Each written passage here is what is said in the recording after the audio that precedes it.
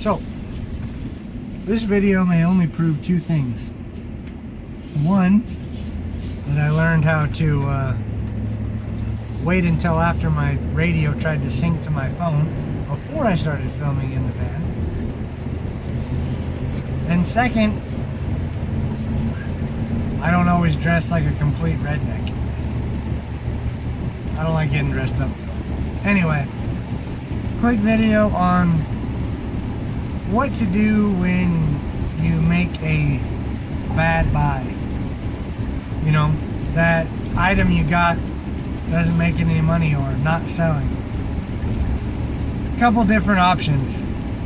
If you're selling, it's different depending on how you're selling it. So eBay, and start with eBay. So if you're selling it on eBay, and let's say you bought it at a retail store, and like we talked about before, you organized, tried to flip it quick. So you bought it at a retail store, and now you've had it up for a couple weeks, and it's not moving, it's not getting any action at all. You have the option, you still have that item. Generally, you have a 30-day return policy, unless it was a clearance item. Return it. If it came from a thrift store or something, that's not an option, most likely. Or, you know, returning it may not be an option, but that may be the option. Maybe you misjudged something and it's just not selling. So, return it, move on with life.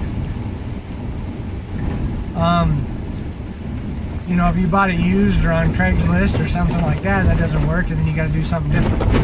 And that different thing goes into the same thing with Amazon FBA if you're going that route. So, I mean, obviously the best thing is do your research, and hopefully you won't get stuck with an item that doesn't sell, but inevitably it's going to happen. That's just the nature of the game, the nature of the business. So, to give you an example, when I started FBA, I've mentioned it before, and in a past video I had links to the Lifestyle Warriors FBA for Beginners series. And if I would have had that, I wouldn't have done this. But my scanning app, I did not change the default settings, and so I was set to merchant fulfilled, scanning, planning for FBA, sent a bunch of stuff in, and either I was making nothing because the fees were higher than on merchant fulfilled, obviously, or on a few items I was losing like $1 an item or $2 an item. So not only was I not getting that money back, I was breaking even, but I was paying, I wasn't going to get any money back, and I was paying Amazon $1 to sell the item.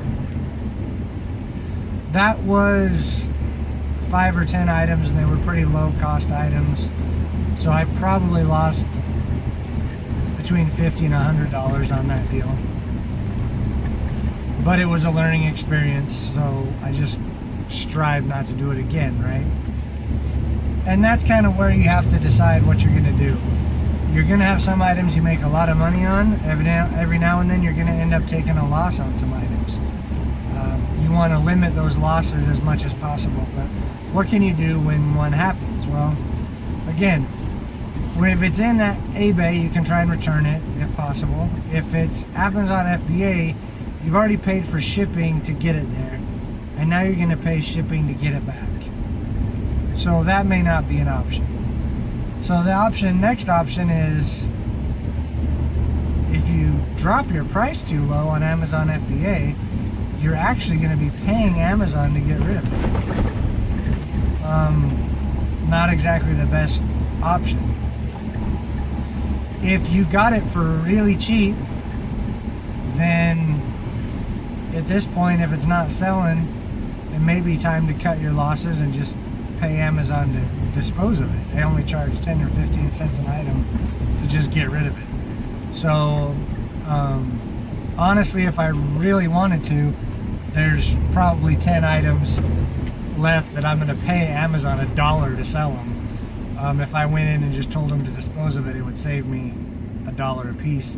What I'm hoping is I'll go ahead, let them sell, try to get my ranking up, my feedback ranking up, because I don't have a lot on Amazon FBA. I've got a bunch on eBay, but on Amazon FBA I'm a newer account.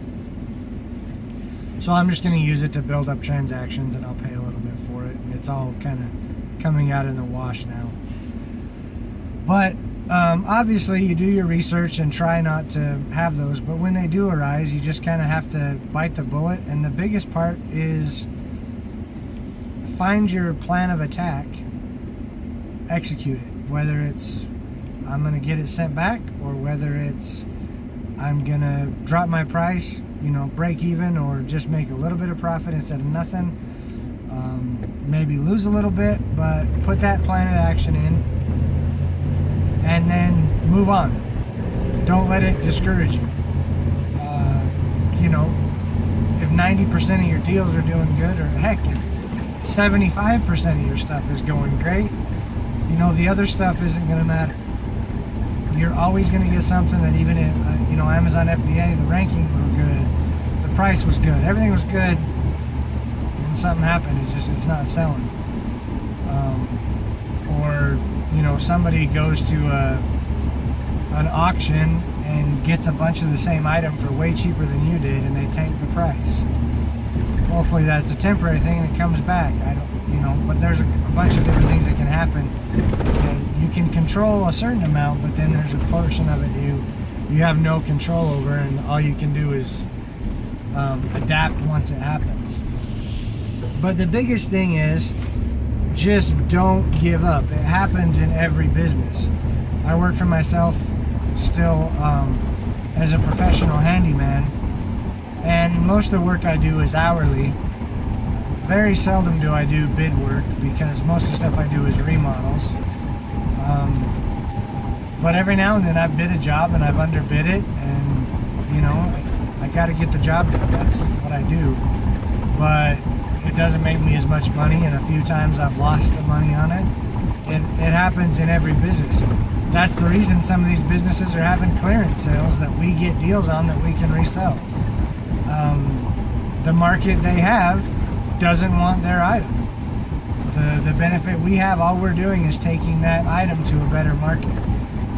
And they're just not set up to do that. And we make profit on it. So they make their profit on the other items that they've sold throughout the store. Obviously the store's still there, they're still in business. Walmart's not hurting because they're clearancing items that we're reselling on FBA. So just take that, learn from whatever experience it is that you're going to lose money or not make as much as you planned on, and then move on. Just push forward and keep sourcing and keep that inventory full and keep it selling. I know with FBA, it's great to be able to look at your phone, the app, and say, hey, I've got X amount of sales today and making X amount of money. And if you don't keep that inventory going in, that number drops and it doesn't keep you as motivated. So get with your schedule and keep that inventory going. Just keep those deals rolling. And those few you get that don't turn out like you want, they'll get, if you're making smart decisions everywhere else, they're going to get come out in the wash, I guess is the way it's termed. But just stay focused and don't let it get you down. If you've got any comments or other ways to maybe help with that, or ways that you've dealt with deals that didn't turn out like you planned, put them in the comments below. If you want to see more videos like this or different videos, let me know. And like, comment, subscribe. If you don't like it, dislike it, tell me why. And just keep working together, and hopefully keep making money online, and it'll work out. But stay motivated, keep sourcing, and stay with it. Till next time, have a good one.